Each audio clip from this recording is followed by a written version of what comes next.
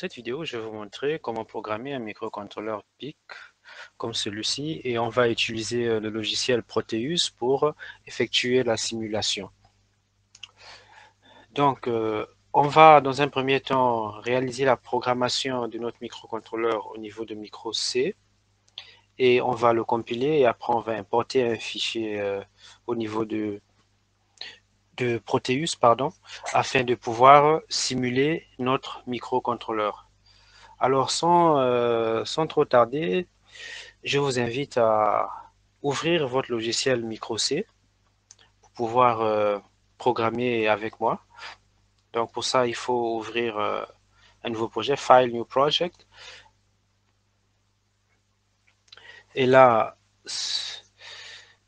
changer le nom,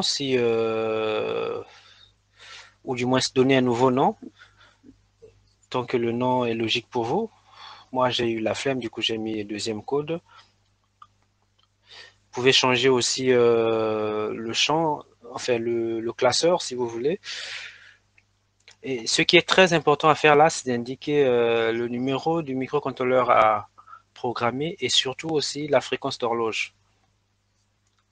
Clique sur Next, puis Finish.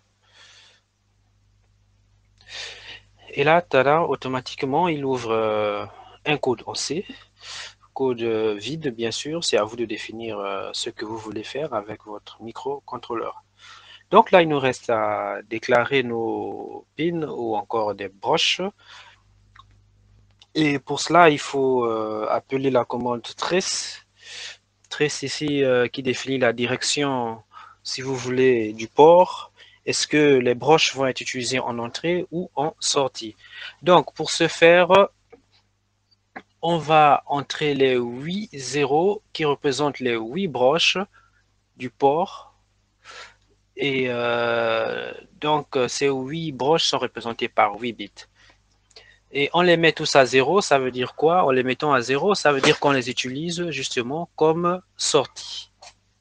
On les déclare comme des sorties. C'est important de faire des commentaires quand vous programmez parce que ça vous permet justement de vous souvenir quand vous revenez sur votre code 2 ans plus tard, comme c'est le cas pour moi ici. C'est une vidéo que j'avais déjà fait bien avant, mais il y avait un problème sur la bande son, donc j'ai recommencé la chose. Alors, pour ce qui est de la bande, pour ce qui est de la boucle, il nous faut une boucle infinie. Donc, on met while, on met 1, ça veut dire que c'est toujours vrai. Du coup, on ne sort jamais de la boucle. Et là, on va faire une action. Notre code, ça peut être par exemple une lampe qui clignote. Ouais, c'est souvent ce qu'on fait lorsqu'on programme en tant que débutant pour ce genre de choses. Donc, je vais vite aller m'inspirer sur mon ancien code, hein, un peu la flemme d'être créatif. Du coup, on écrit que le port B est égal à 0B. Petit b, c'est peut-être mieux. Hein. Petit b, voilà.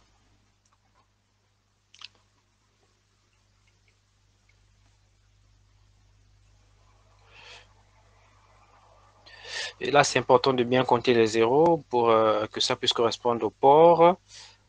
Donc là, je revérifie. Et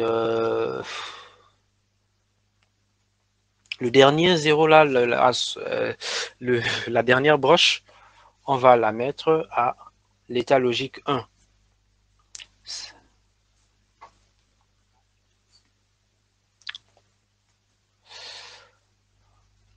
On veut aussi mettre, on préfère laisser qu'une seule broche à l'état logique 1. Et après, on va ajouter un temps d'attente pour qu'on puisse observer l'état logique haut de la lampe. Donc, on va mettre le temps en millisecondes. Et quand on programme en C, c'est important de mettre les points-virgules pour marquer la fin des commandes. Hein, sinon, ça va générer des erreurs. Et là, on va dire donc 500 millisecondes, c'est-à-dire qu'on attend une demi-seconde. On ne va pas s'embêter, on recopie la même ligne. Voilà. Et là, on vient mettre notre broche à l'état logique 0. Voilà.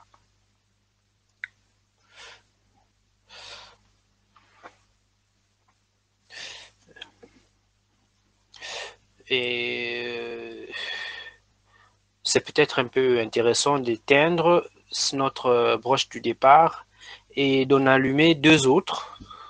Pourquoi pas? Comme ça, on ajoute encore un temps d'attente, une temporisation, si vous voulez, de 0,5 secondes. Voilà.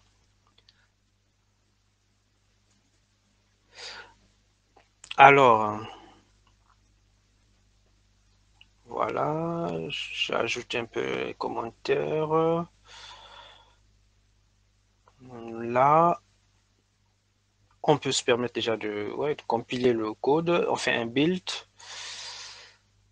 Voilà, apparemment, tout s'est bien passé. Project linked successfully.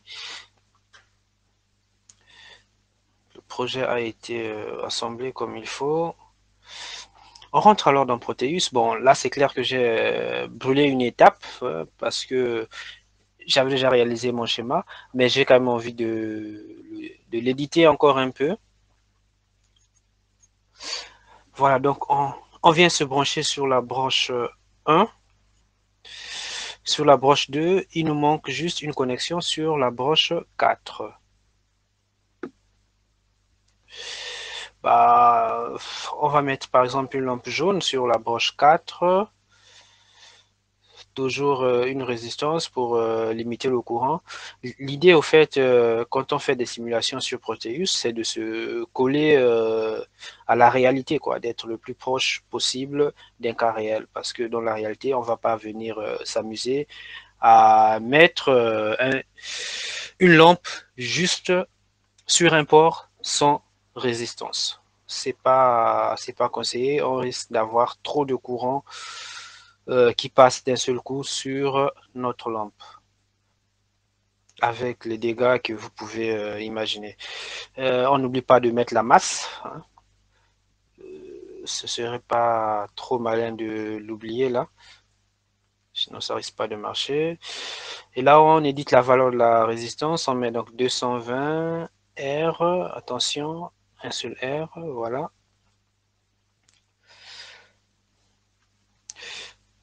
Et là, il ne manque plus qu'à importer le fichier qui a été généré après l'exécution, donc le fichier hex. Voilà, deuxième code, hex, ou hex, ouais. Et là, il ne nous reste plus qu'à simuler, donc on va appuyer sur le bouton play là, qui est en bas là. Et voilà, on a notre effet de clignotement qui est atteint grâce à cette petite simulation.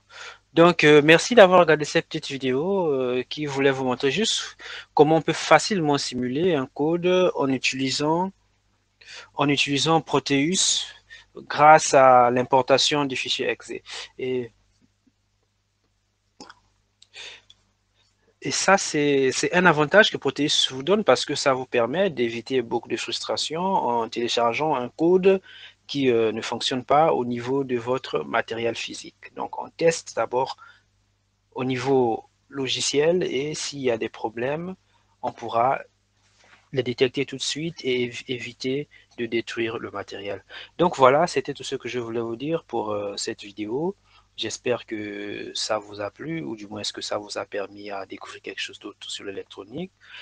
C'est vrai que ça faisait longtemps que j'ai pas fait des vidéos sur ma chaîne parce que pour des raisons pour les études, disons, pour les études et d'autres occupations encore professionnelles, j'ai pas pu tenir mes engagements dans ce sens, mais là j'essaye de revenir gentiment sur la scène de YouTube.